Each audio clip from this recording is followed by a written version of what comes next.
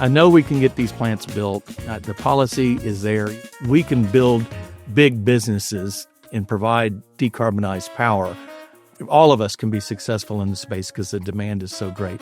The challenge is just these are big projects, big dollars associated with them.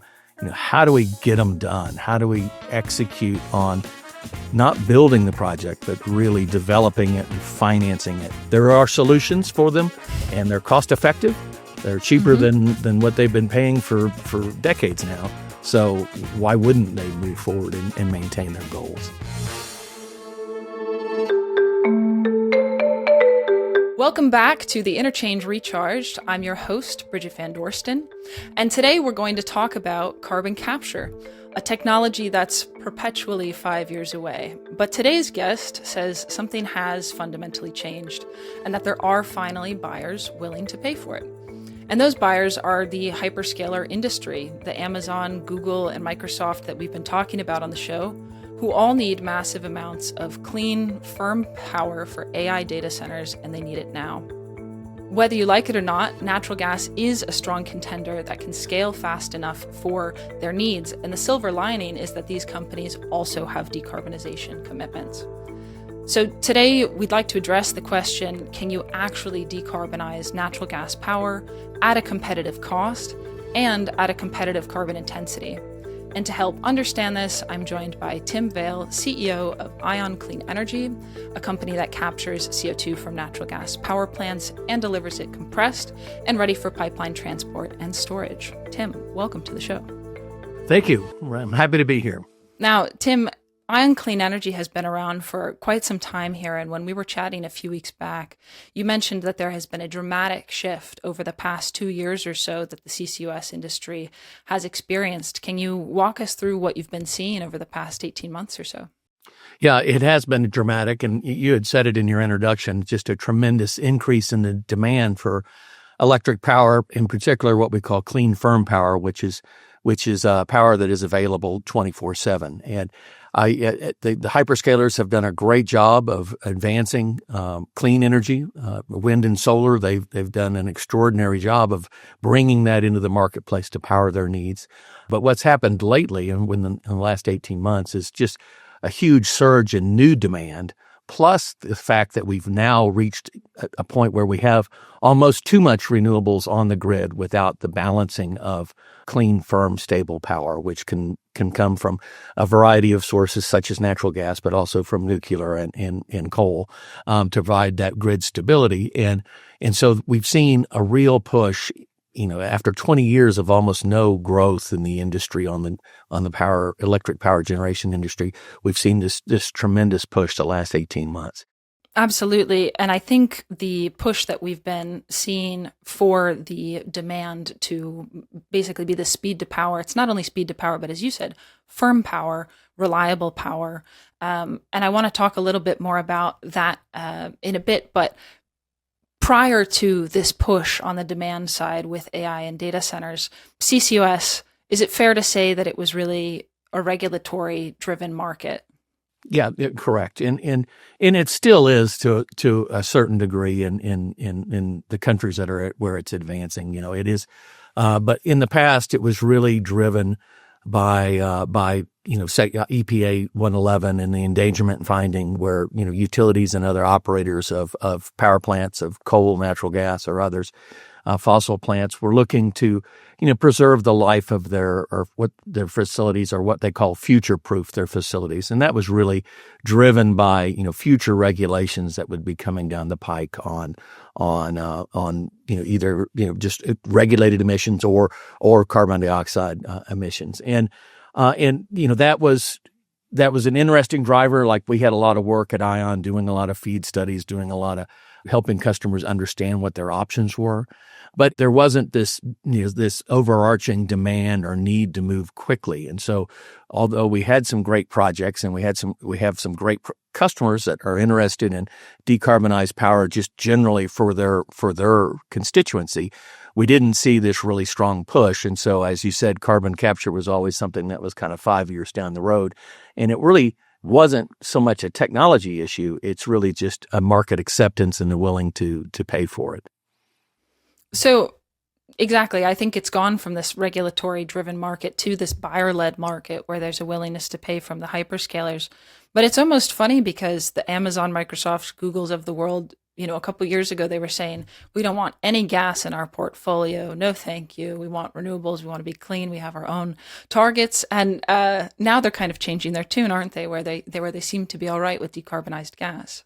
Yeah, and you're absolutely correct. I think a lot of it was a huge education effort in late 24 through 25 by ION and the rest of the industry to help these buyers understand that the carbon intensity of natural gas with CCS can be very competitive with their other options. And at first it was companies just like us telling them that, hey, this stuff is great, but that really didn't get them over the hurdle. We actually had to build some intellectual horsepower behind it and get some peer-reviewed reports out into the marketplace, white papers, and we did that with Carbon Direct and Lawrence Livermore Labs, but others have done it as well, to where they can start to understand from outside sources or independent sources that carbon intensity can be very competitive.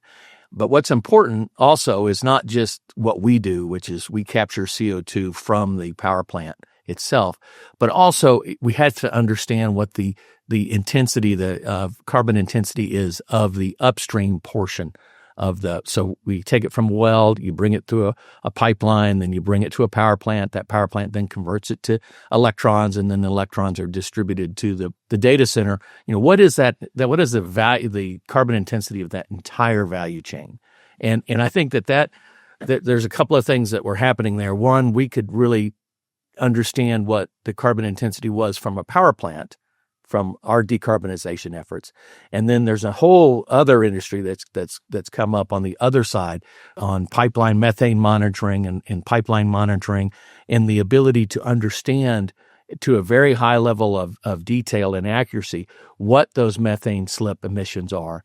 And then there's tools that are out there that really provide the security behind that data. So like Williams is a great example with their next gen power, and they're working with Context Labs, where they've put together a whole program where they can deliver a certificate to the end user of that natural gas that is verifiable and certifiable that it has this level of methane intensity. There's a lot to unpack here, Tim. I just want to, before we move on with the example of Williams, which I know is a great one, but let's unpack for the audience exactly what CI scoring is, because when you think about natural gas plus CCS, anybody who is, cares about the environment and the energy transition will want to make sure that we're all talking about the same thing. So first of all, carbon intensity. You said it's gas out of the ground to when the electricity hits the grid. So that's wellhead to bus bar, if you will, right? Right. And so when we're talking about those methane leakages or those methane slips, of course, that is one of the most important aspects to measure. And that's because methane is so much more carbon intensive and polluting in terms of a greenhouse gas emissions effect than carbon dioxide, right? That's correct. And so we really have to pay attention to what that methane slip is and try to get that as low as possible. And fortunately, we've got great technology and ability to do that. Also, there's a huge economic driver around that because leaking gas is losing money. So that is something that goes hand in hand, and the pipeline companies and the producers have done a really great job of reducing that methane slip over time.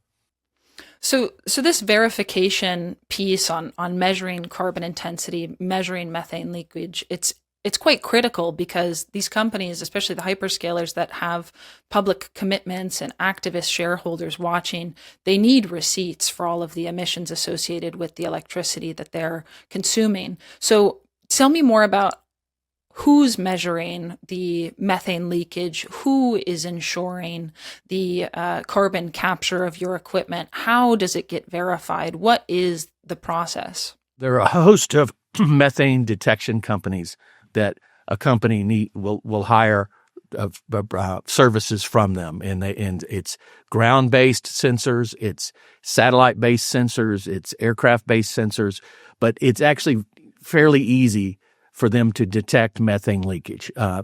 Surprisingly so, and with the technology that we have today. And they can do that to a very, very high level of accuracy. So they'll look at the wellhead, the collection effort, where the compressor station is, the pipeline itself, and they will be able to develop a very detailed report of what those leaks are or where that slip is. And then they use that to go in and correct those leaks and fix most of those challenges because, as I mentioned earlier, there's an economic incentive to do that. But then some naturally, they're going to get some fugitive emissions. You can't have a perfect system. And so they take that information from those sensors and then they put it into a verifiable database. And there's a company called Context Labs that does this. They actually use blockchain technology to be able to deliver a verifiable carbon intensity. So that number that is delivered to the power plant for us on the methane intensity of that gas is something that can be verified and certified by independent auditors. And that's a huge step forward for the industry that's really come about in the past few years, where you can have this independently verified methane intensity of the molecule that's delivered. And that's really critically important to us because, we can then take that into power and then we can take the CO2 out of that slipstream. And we can do that very, very efficiently. Up to more than 99% of the CO2 can be removed from that flue gas, which is actually more CO2 than is actually produced by the combustion turbine. So we're actually removing air, somewhat like a point source direct air capture.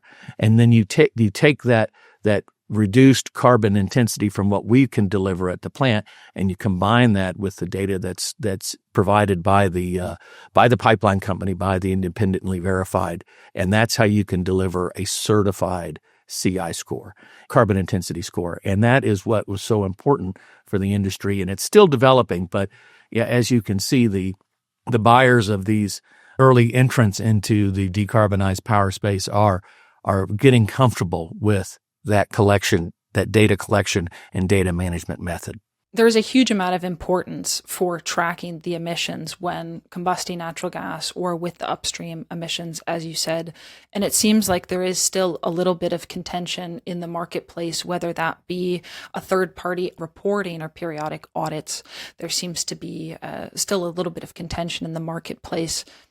But I want to talk about this paper, as you said, the peer-reviewed study that you've done with Carbon Direct, which has a very bold claim in it, which of course I'd like to highlight because it's the first time that I've heard it, which is that natural gas plus CCS has a better effective load carrying capacity adjusted carbon intensity than solar and battery energy storage systems. Now, of course, I used a effective load carrying capacity adjusted carbon intensity rather than carbon intensity here. But nonetheless, that claim that natural gas plus CCS could have a better carbon intensity score than solar plus BES would be very surprising, I would imagine, to most listeners. What is the methodology employed in order to draw that kind of conclusion? Well, it's actually pretty straightforward. If you can, you have to look at the entire value chain. So let's really be honest with ourselves and not just, if you have a solar plant or a wind plant, obviously the prime mover being the sun or the wind, that doesn't cost any, that has no carbon intensity. But to be able to build all that infrastructure, to be able to ship those blades across the ocean, to be able to build those solar panels and to be able to install all of that equipment has some significant carbon intensity associated with it, especially when you start to think about the retirement of wind blades and other pieces of equipment. And it's not really my business, and I'm not against wind and solar. I love it. I think it's a great part of the energy mix. But the challenge is that it only makes power when the wind blows and the sun shines. And so you've got to have another component in that mix, because in the electric power grid, it travels at the speed of light. So when you turn on your light switch in your house, some generator somewhere on that grid takes that load and gives you that power for that light. And during the day, it's a solar panel, perhaps. But during the night, it's going to have to be something else. The solar and wind industry has approached that by using a battery supplement, which which is an excellent choice. Batteries are great. They're very fast. They can hold a lot of power, and they can support the grid. And we will see mass adoption of batteries at the utility scale going forward for a variety of purposes. But once again, there's a fairly significant carbon intensity chain in the development of those batteries. We have to take into account digging up the materials, making the batteries, shipping them to the site, setting them up, replacing them on a regular basis. And when you really do that work, you really understand what goes into that carbon intensity, you can come up with a number for that particular piece of power generation. And it's the same thing we were just talking about with natural gas and CCS. We want to make sure that we're going all the way to the wellhead to the bus bar so that we're really understanding what the entire carbon value chain is. And when you compare those two together, they are very, very competitive. And think of it, a 31 is kind of where we're at. A carbon intensity for that electron for wind and solar is like a 32, and for us it's like a 31. So we're super competitive as long as there is a storage component that's associated with that particular renewable source. And it was surprising to us as well that we could be as competitive as we are. And that's because you can capture so much of the CO2 from a natural gas power plant, 99% plus. You're actually capturing more CO2 than is in the air. So you're actually being a negative carbon removal. And that really helps you get to that carbon intensity. And just to clarify, the 3132 that you were saying, that's kilograms of CO2 per megawatt hour. Correct. Thank you for that. Going back to the point that you were making, connecting kind of this methane to the paper, this claim that natural gas plus CCS can be as carbon intensive as solar plus battery energy and storage. In the paper, it assumes 0.75% methane leakage, but the paper also acknowledges that it can be anywhere from 0.5 in the best-in-class wells in the Permian up to about 4%, which is common, and in some cases up to about 9%, depending on the well. But I think 0.75% as an assumption for the report is on the lower end. So I guess my question would be, do you need a premium gas supply or premium methane management in order to keep that carbon intensity advantage low? And if you do need something that's down by 0.75% or even a little bit higher than that, which brings you at above solar plus battery energy storage, does that limit the scale at which you can deploy or add a cost onto the overall natural gas plus CCS solution? So a couple of questions there. Yes, you need to make sure you're working with the right partners that can verify that. And, I'd mentioned Williams earlier. They in full disclosure, they're one of our investors and great partner of ours at ION. But they early on took on the task to be able to provide their next gen natural gas, which is that verifiable piece. But other gas providers are doing it as well. I mean, it makes a lot of sense for them just from the economic standpoint. Plus, customers are starting to demand decarbonized power, and that has to be part of it. And then to your point about does it cost more? It doesn't, because they're making the savings upstream. They're not, you're not paying a premium for that gas, at least today with the partners that we work with. I mean, I guess in the future there could be a premium product that could be available there, but that's not what we're seeing in the marketplace today. And so it's something that they need to do for economics, and they need to do to be able to sell the ultimate empower to their customers. And then your final piece, is that whole process limiting on where you can actually build your facilities? And I would say, obviously, yes, geography makes a big difference. But what's the bigger issue for decarbonized power is that you have to have someplace to put that CO2. And so that really is more of the limiting factor than the availability of a verifiable gas, because that's pretty straightforward to do. But in general, where you have this high volumes of gas, you also have the ability to do sequestration or management of that CO2 on the other side. So there is a huge opportunity there from both space and gas availability and sequestration capability. But you can't just randomly pick someplace without thinking about those two major pieces, supply and CO2 takeaway. Yes, absolutely. And infrastructure will be an important part of our conversation. But first, I figured we might as well talk about ION's technology, right? And get into how the technology actually works before we talk about the carbon capture percentage, as you highlighted, up to 99% is very impressive. Can you take me through this process here? So the flue gas would come in to your system from a natural gas power plant, and then what happens next? And if you can explain it in plain English, please, just because not everybody listening is a chemical engineer. Sure, absolutely. And first of all, I'd like to start out just by what the industry, how it works generally, and then we can talk a little bit more about what happens at ION. And so, Sure. when you run a natural gas turbine, you move a great deal of air. Think about it like a jet engine on an aircraft. You have basically a really small generator or a power generator that is burning fuel, but then you have a giant fan blade that's moving a huge amount of air, and that is how that engine works. The same thing is going on in an industrial scale at a turbine power plant. You're burning a relatively small amount of fuel, but you're moving a lot of air, and air contains a lot of nitrogen and a lot of oxygen and some other trace elements that we all know.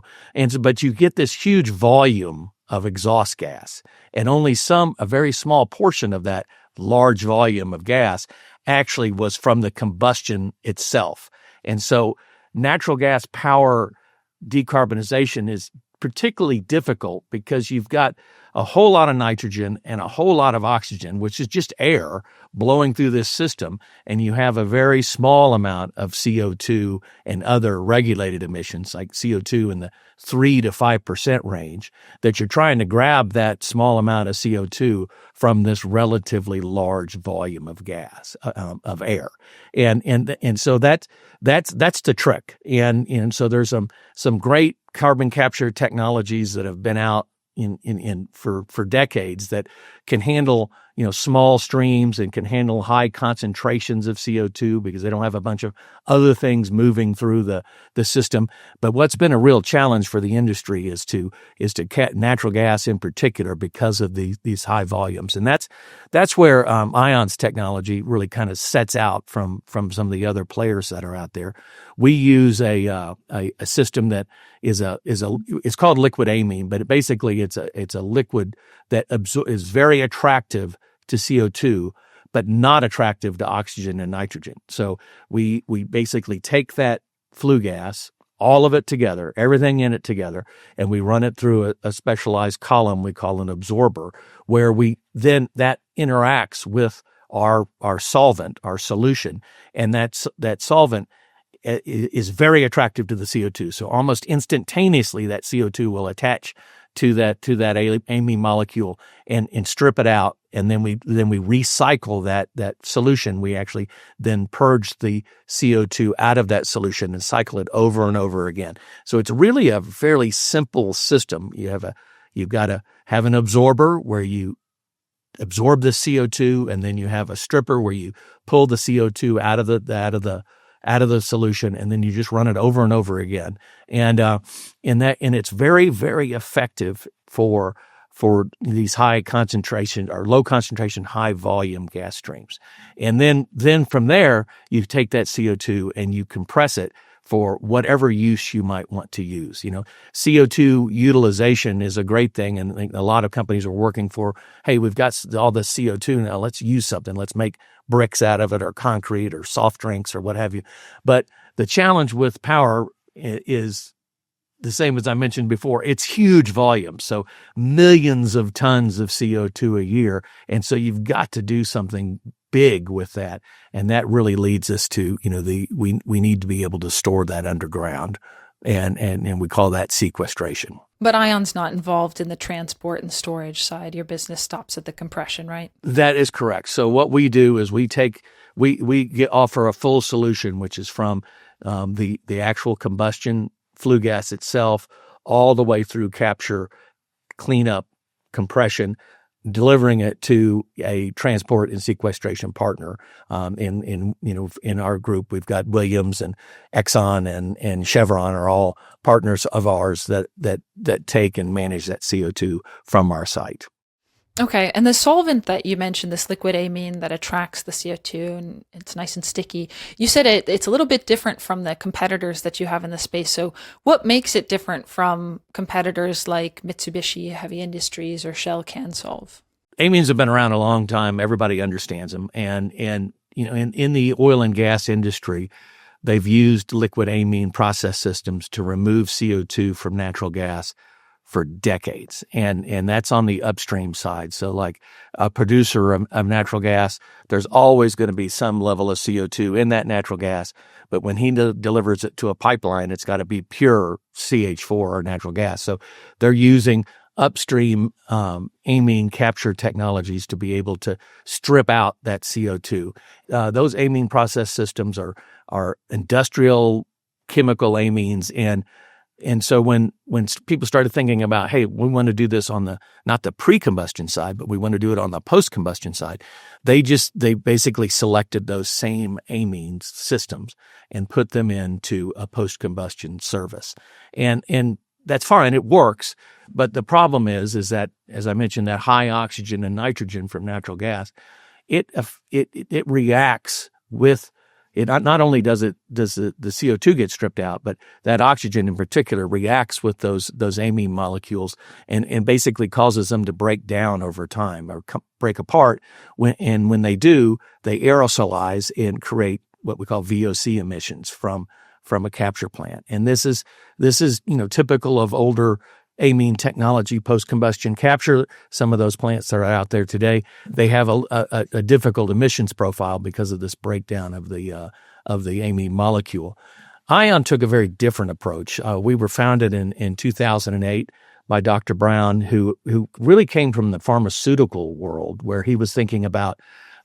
He was at Yale University and did their life technology licensing and understood a great deal about the chemistry behind amines and really focused on a more robust and durable amine solution or solvent that is very different in makeup than traditional amines. So, you can't just go out and buy this, on an industrial scale. We have to buy the components and then produce our own solvent. And that is really where the magic is for us. That's as he always said, the science is in the solvent. And so what we really focused on from the beginning, and now we're into our third generation of this solvent, is we focused on how do we end that degradation cycle? How do we stop the oxygen from destroying the amine molecule? And if we can do that, then we can operate much more efficiently. We can get to much higher carbon capture rates, and we can do it with almost no emissions. And that's what we've been able to achieve is a very, very stable amine solution that does not react with oxygen and nitrogen. And that's why we get such high performance results. So then the difference between MHI and Shell's CanSolve is that your solution does very well in these low CO2 concentration streams because it's not needing to be cycled so frequently as these other solutions that are being polluted by oxygen, let's say. Is that right? Yeah, I mean that's one way to say it. It's not really cycled. It's those other solvents break down. They have to be replaced. If they're leaving the system, something has to replace them. So they're adding new solution in activated solution, and pretty standard in the industry. But because of that, you have a lot of additional equipment and additional cost and additional waste streams from the plant on an ongoing basis, which, because our solvent doesn't have that degradation cycle, we don't create the waste in the first place, so we don't have to replace it. And so that whole thing works together to be able to deliver a plant that is much lower cost than one of our competitors' plants, from a capital cost basis, which always matters. And back to our earlier point was who's going to pay for this, and then also we can do a much higher capture rate, which also really drives the economics, and that the same action, the same chemical action drives all of those results for us. Now, this carbon capture percentage, obviously this is the core benefit, the core purpose of your technology. And you have a 95% guarantee, but you've been performing studies and pilots where 99% is possible. I was curious about when you're collaborating with hyperscalers or anybody who's trying to balance between cost and carbon intensity, what is the difference is there a cost difference between capturing at 95% and 99%? The traditional model is you go up and capture intensity, the energy intensity and for that process to work goes up exponentially. So, at 90%, the industry, it was 90% guarantee, and now begrudgingly kind of moving to 95%. And that energy required to make the system work, to basically pull that CO2 out of that solvent, is increasing. And, and we call that parasitic load. And so that there's a cost associated with that. There's a carbon intensity associated with that, using that energy to do that. And so most systems can get to those very high capture rates, but the energy penalty is so high that it's not economic. For us, we do not have a significant energy uplift when we go from 95 to 99%. And so that really allows us to very cost effectively capture more CO2 per megawatt produced. So that gives us a lower CI number, our customers a lower CI number, but also in some of the intricacies of how the tax credits work in the business, which we could dive into if you'd like. You need to have a certain level of production on an annual basis, and being able to capture more of that CO2 effectively gives you a little bit of a bank should you have process interruptions or problems with your system. And so it has not only a operational component to be able to ride through those system issues, but also a lower carbon intensity, and it can be done at a very competitive price. And that's a real differentiator for us. And what is that cost premium that somebody could expect to pay in order to have CCS on top of the natural gas turbine? Well, and there's 1,000 ways to quote something like this, and we've tried to be, very intellectually honest of like, what does it really take to do this? And so, you've got to take into account, all the different pieces, and there's many people that quote, capture dollars per ton or what have you. And what we learned in this process of educating and working with the hyperscalers is that they're not interested in cost per ton. That's our business. They're interested in what does it cost them on a megawatt hour. And so we sat down and did a very detailed analysis where we took everything that was required to do this on behalf of our customers. So that means, siting the facility, building the facility, the cost of capital for that facility, the management of any tax credits that are available to that facility. And we did that over an extended period of time with realistic discount rates and cost of capital, both from the debt side and the equity side. And we made a very detailed analysis around what financially it costs to build and then operate that facility. How many operators? What's our solvent replacement rate? Is the electricity consumption? What is the steam consumption for that facility to be able to deliver that? And then importantly, and I think a lot of people don't do this, we've actually added in what it costs to transport and then sequester that CO2 at the end of the day, because that's what the customers want. They want a number that is like, okay, I don't want to mess with any of this. I want somebody else to run this plant for me and just deliver me decarbonized electricity. And so with all that combined, and you have to make a few assumptions on what that transport and sequestration can be. It can't be out in the middle of nowhere and you're building hundreds of miles of pipe. You got to come in and let's look at a location that is reasonably in proximity to an existing CO2 pipeline or well, and then back in from there. And so what we see from if we're retrofitting a facility, you're looking at maybe $20 to $25 a megawatt hour uplift, all in. That's for a plant that's going to run for 25 years to deliver your CO2. If it's a new build facility, if we're jointly designing and building the facility together, you can take a lot of cost advantages because a full integration of the two facilities, and it gets down into $16 to $18 a megawatt hour. And so if you look at that and compare it to what some of the other options are from a cost perspective, it is very, very competitive against nuclear, very, very competitive against geothermal, and also very competitive against wind and solar, as long as you take into account that there's some measure of battery storage, 4 hours, 8 hours, preferably 24 hours, then, we have a very cost competitive solution and a very CI competitive solution.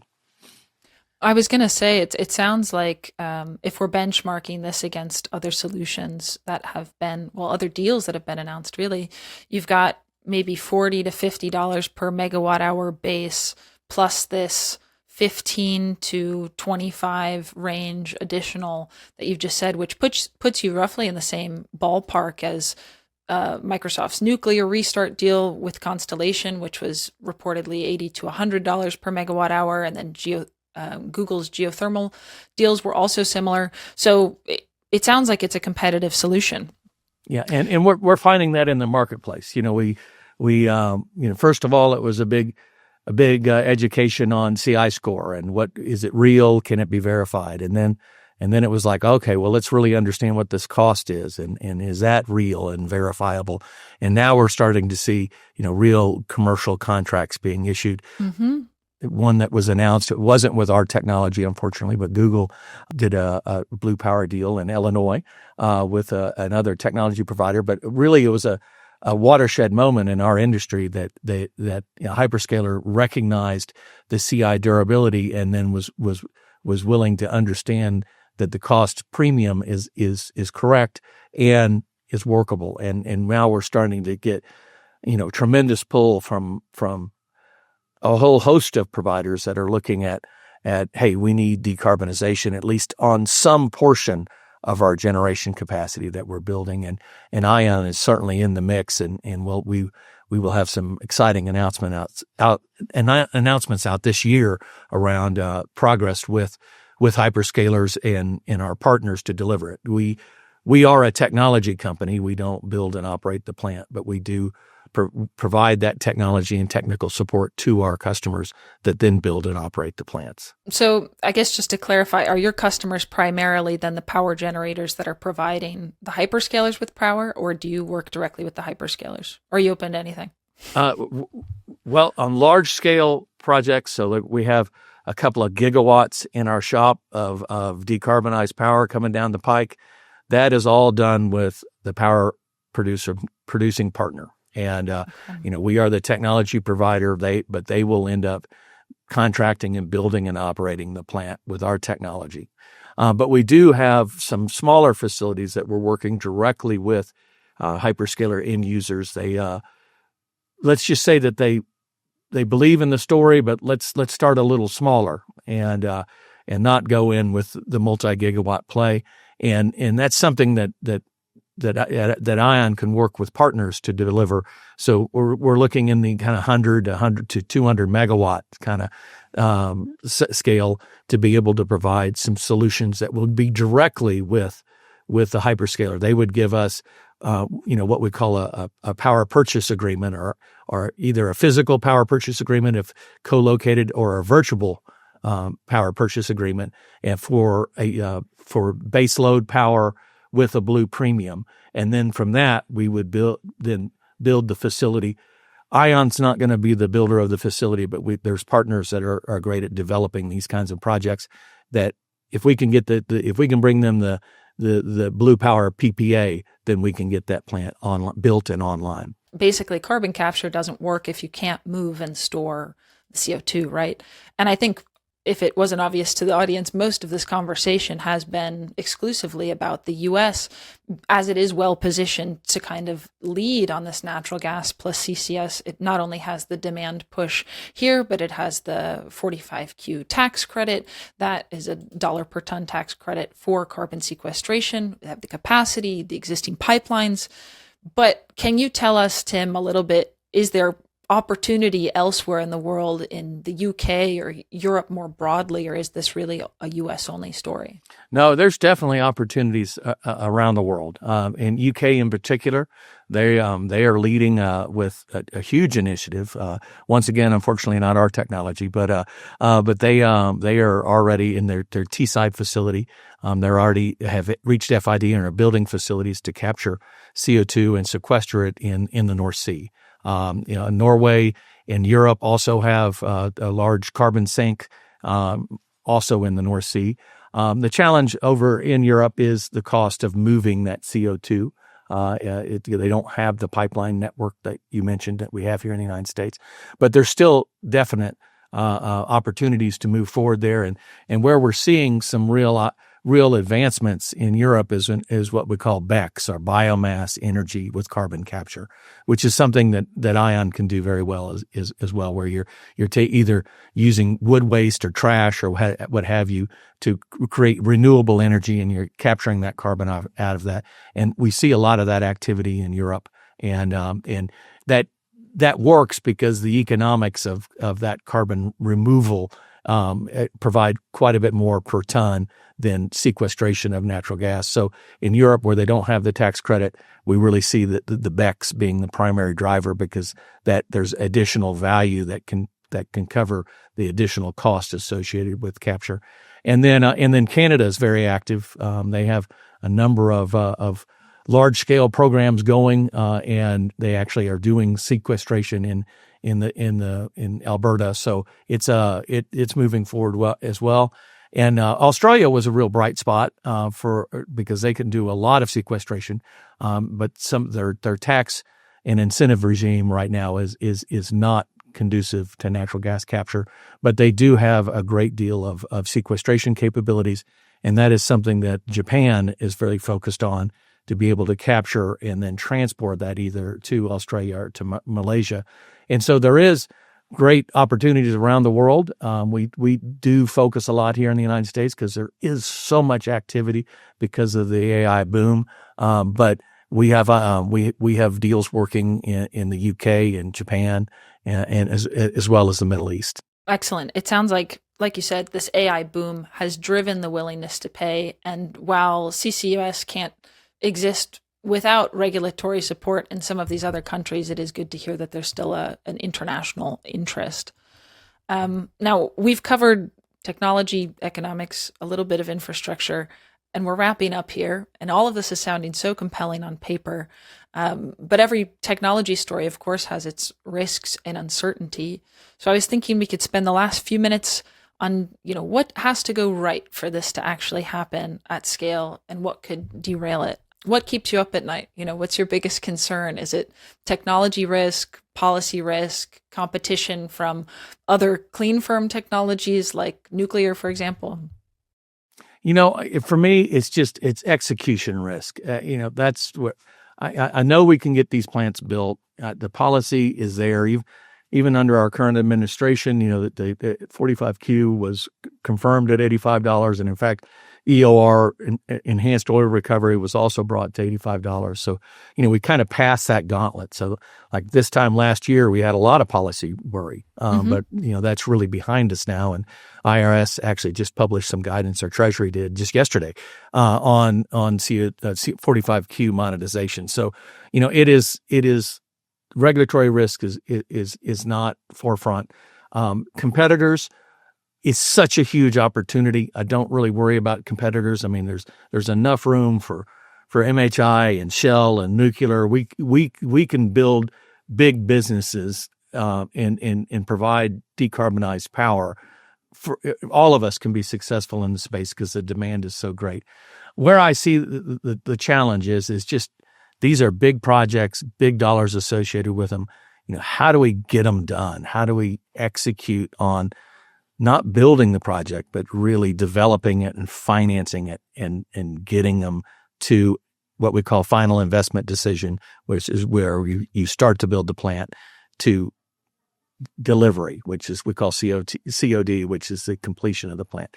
That process, getting it from a blue power PPA to delivered decarbonized power, that's what I worry about.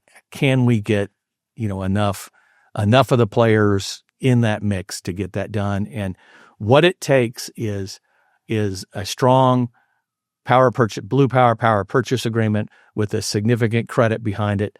And thank God we've got, our hyperscalers here in the United States that have that wherewithal, and they have the desire to do that. And if we can get those PPAs, then all those other pieces will come together to be able to deliver this solution. And we're finally starting to see them. And we're going to see hopefully a lot more of them this year. And if so, it's going to lift all boats, ION included. We're all going to have opportunities in the space. So it comes down to execution, it sounds like. And you'd said that there are big announcements coming this year and hopefully the following year as well. Of course, carbon capture has had announcements before that hadn't materialized.